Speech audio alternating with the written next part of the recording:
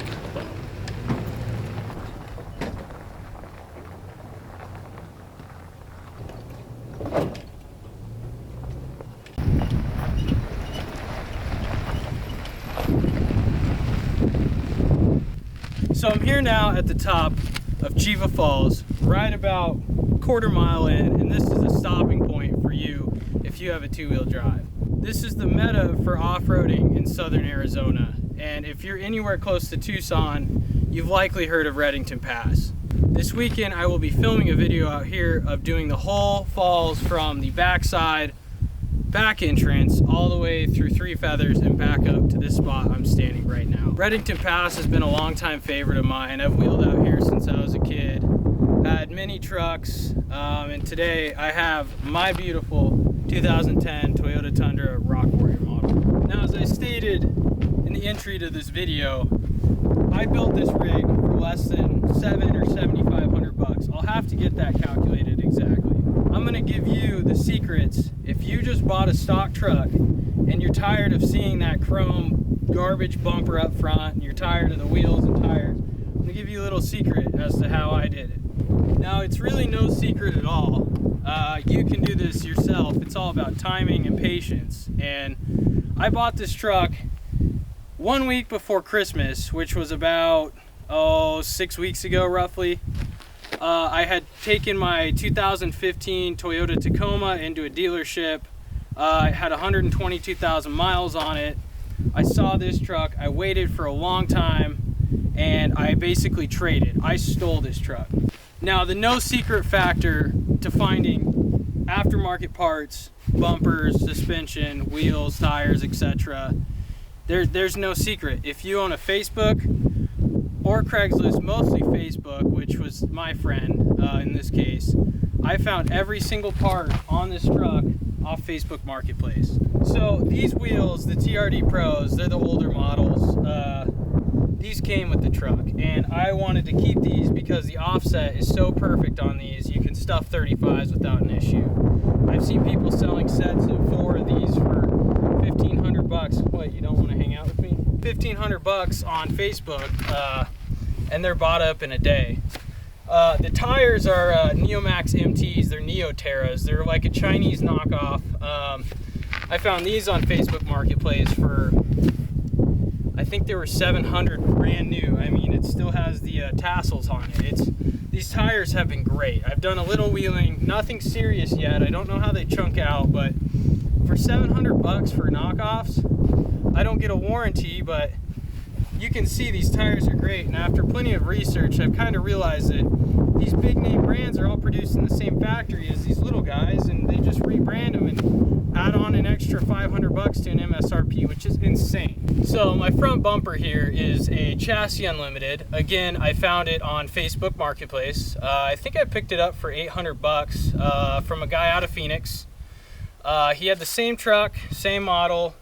The 07 through 13s do not fit the 14s through 20s. It's too bad, but they have a different grill front end. I do like the later models more than this model, but that's okay. This bumper is decent. It's not the most aesthetic, but it does the job. It'll hold a winch. That's all I care about. Some lights, accessories. I shoved a tow hook in here and it's stuck. I went with ADS because, well, it's ADS. It's great stuff. It's local to Tucson. My cousin works for them.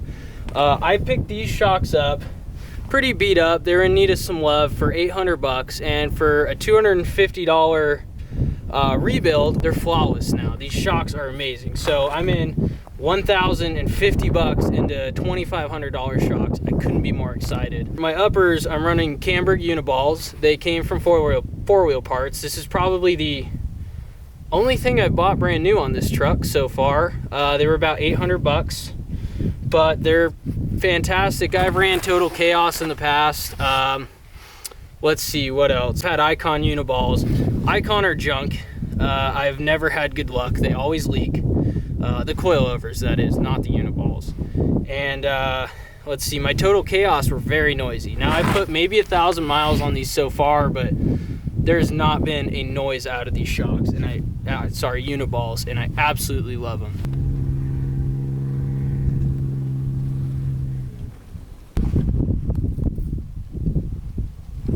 So this is where things are gonna kind of wander out of the budget range and into the glamping section. My Cvt Mount Hood, they're not cheap. From the factory, they're not cheap. I think they run about 3,600 bucks. And that's just for the tent itself. They don't have much options for fabric, but I had a Tepui fold out soft shell, and going from that to a dual insulated hard shell, it's a game changer. Now, you don't have to go out and spend by any means $3,000 on a tent. And not only did I get this tent for $3,000, I got my 65-inch awning on the other side, all included. So you don't have to go and spend this much. I did because I enjoy the luxury, and Ashley, you know, it's way better for us to be spending time and sleeping time in something warm. And you know, I don't have to worry about beating it up through the trees, although it is on top of my shell. On this side, you can see my CVT awning.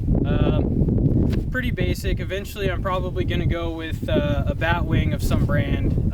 For now, it's adequate. We don't do a whole lot of snow camping, rain camping, so for now, it's adequate. It is what we need it for. And for the combo between the Cvt Mount Hood and this awning for 3,000 bucks, I said, okay, it was used just a few times, so why not?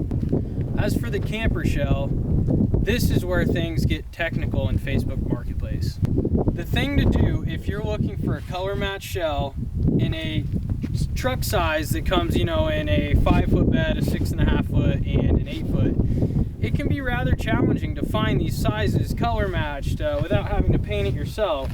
So what I suggest doing is Googling, or even just looking on Marketplace for trucks in your area for sale through dealerships, third party. I'm sure you can convince a dealer. I don't know how that works specifically, but I picked up this shell from a guy up in Phoenix who was looking to sell his truck. He had the same truck I did. It took a little convincing. I had to spend a little more than I wanted to. I found shells in the past for between, you know, 200 bucks and 500 bucks, and they needed a little love, but this thing is ready to go. I spent 1,000 bucks on this because I searched high and low for a shell. My ideal truck mod, and my favorite mod of any truck, is a camper shell.